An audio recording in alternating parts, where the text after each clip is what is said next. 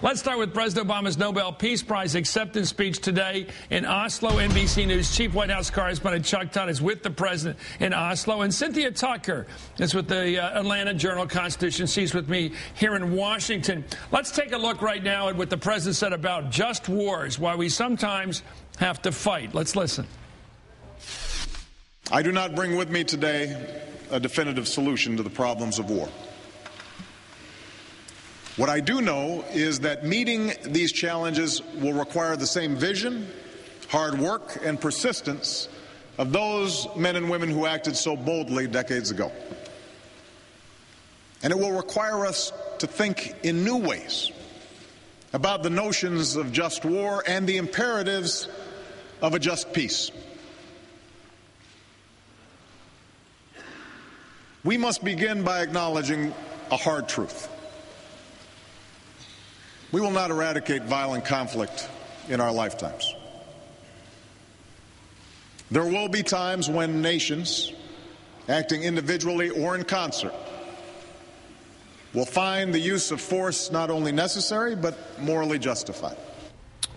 Chuck, what kind of an audience was he facing up there? I mean, the Swedes didn't even fight Hitler in World War II, so they don't always see the evil that we see and want to confront it. I'm being blunt here. Cynthia thinks I'm being kidding here. But let's not forget, some people just don't see what has to be done and don't do it, and we can be wrong, but at least we see it. Look, the president laid out, I think, his vision for foreign policy in a way that we hadn't heard before, and it can be summed up, I think, in two words: realistic idealism. You know, you hear the words realism, idealism. I think what he was trying to show was paint this picture that, look, you can have an idealistic vision, but it's a realistic path to get there.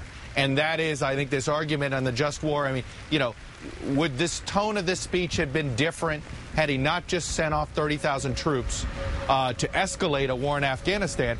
Perhaps. But I think that's what made it powerful. And one other thing, Chris, this speech is technically called a lecture. That's what the Nobel Prize Committee calls it, a lecture. And in many ways, it was a lecture to the European community. That's a thought. Cynthia, your thoughts? I thought it was a very powerful speech, Chris. I thought it was very well done. I thought it reminded me in this sense of his Ray speech, his seminal speech during his campaign when he was at a very tough moment. This was a speech for grown-ups. It was a speech that embraced complexities. There was a lot of talk before he went to Oslo about how would he, having just said that he was going to up the ante in the war in Afghanistan, how would he stand there and accept the Nobel Peace Prize? Well, I think his justification was lucid, coherent, and powerful, that there is sometimes a moral argument for war. He did everything but quote Reinhold Niebuhr, who was one of those who helped spread the concept of a just war. It may be true that the Swedes did not stand up to Hitler, but Europeans remember how Hitler's armies scarred the land and that there was nothing but military force that could have stopped Hitler. And Obama used that example to great effect, I thought. Okay, the president made the point that wars are sometimes necessary. Here he is on what America has done for the world over the last 6 or so decades. Let's listen. He's really defending America's role in the world over the recent generations. Whatever mistakes we have made, the plain fact is this: the United States of America has helped underwrite global security for more than 6 decades with the blood of our citizens and the strength of our arms. The service and sacrifice of our men and women in uniform has promoted peace and prosperity from Germany to Korea and enabled democracy to take hold in places like the Balkans. We have borne this burden not because we seek to impose our will. We have done so out of enlightened self-interest. Chuck, you've been following this president since he was a candidate way back in Springfield in 2007. Did the speech surprise you in terms of that strong defense of America's history, in terms of the wars we've had to fight from World War II on through Korea and Vietnam, etc.? Some people will certainly always argue about Vietnam, but we've been fighting and we've been taking the heat and we've been suffering casualties, and he generally defended the role we've taken across the board. I would say the tone surprised me. I don't think I expected as hawkish And yet, in hindsight, probably should have, because nothing in this speech was any different than policy-wise than anything he campaigned on. But a couple things about that section in particular, Chris.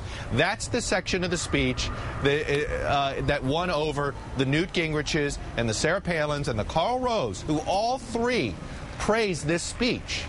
And it's that section, I believe, that won them over the most, because it sat there and defended America. It was almost like, if you want to call it, it was like an ideological speech in this sense.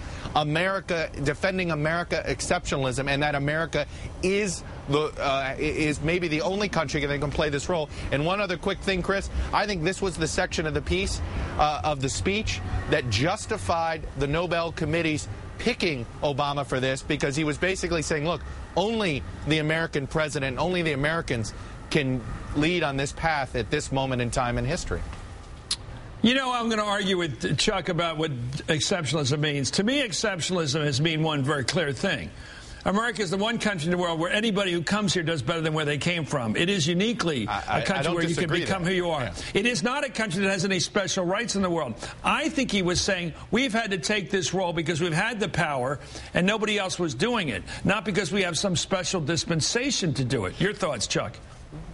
Well, I thought it was the part, though, where he was basically saying we have earned the moral authority, at least compared to anybody else in the world, to play this role. To underwrite global security. So I think you and I are finding a distinction without a lot of difference. Yeah, it's a tough call. I think we all think we're a special country, but the question is, what call does that give us? Why should anybody be surprised that President Obama gave a strong and ringing defense of the United States of America? Because he was so totally against the Iraq War, and I would argue his speech today was consistent with being against the Iraq War. Exactly. Because he came out against aggression. Never mentioned it. He came out against invading other countries. He clearly separated himself from the Dick Cheneys and the George W. Bushes, and, if you will, the neocons, who take a very aggressive, preemptive attitude, which is, if you don't like another country, go after it. And Newt Gingrich and Sarah Palin may have praised the speech, but I doubt if it made Dick Cheney happy. He's still going to find something to argue with. Let's take another listen to the president, Chuck, and then you follow up here. Here's more of the president today. You were there. I believe the United States of America must remain a standard bearer in the conduct of war. That is what makes us different from those whom we fight. That is a source of our strength. That is why I prohibited torture. That is why I ordered the prison at Guantanamo Bay closed.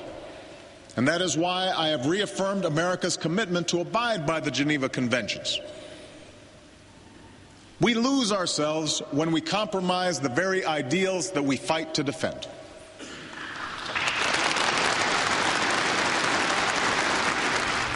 Chuck, do you think the president gets enough moral authority with the rest of this speech to lead those neocons and Cheney types, Karl Rove and the rest of Michael Gerson, out of the valley of evil here? Can he save them from their at least short-term belief in torture and Gitmo and the rest of this? Well, certainly, as far as the relationship to the world is, if that's where you're asking that question from, judging by that applause line, you know, not many parts of his speech invoked applause, and sometimes on foreign soil, when the president's giving speeches, people will note not a lot of applause. Sometimes that'll be translations issues. That wasn't a translation issue. I think that was because of the soberness of the speech and the topic. But that is the part, and Chris, it goes to your earlier point, that's the part where he separated himself from his foreign policy doctrine with President Bush's foreign policy doctrine. Cynthia. And that's what American exceptionalism is all about, in my view, Chris. We're the people who have the good values, even when it is tough to do so. We don't torture. Yes, we will try. Cheney does. Well, the neocons believe in it. Well, that is not they what... They come on this show every night. We had Ron Christie here sitting in that chair last night, defending it down the line. And that is why this speech still won't make Dick Cheney happy. But I think many Americans ought to be very proud of the speech that President Obama gave this morning. Okay, well, thank you, Chuck Todd. Thank you, sir, for joining us and for that great report from Oslo. Cynthia Tucker, thank you.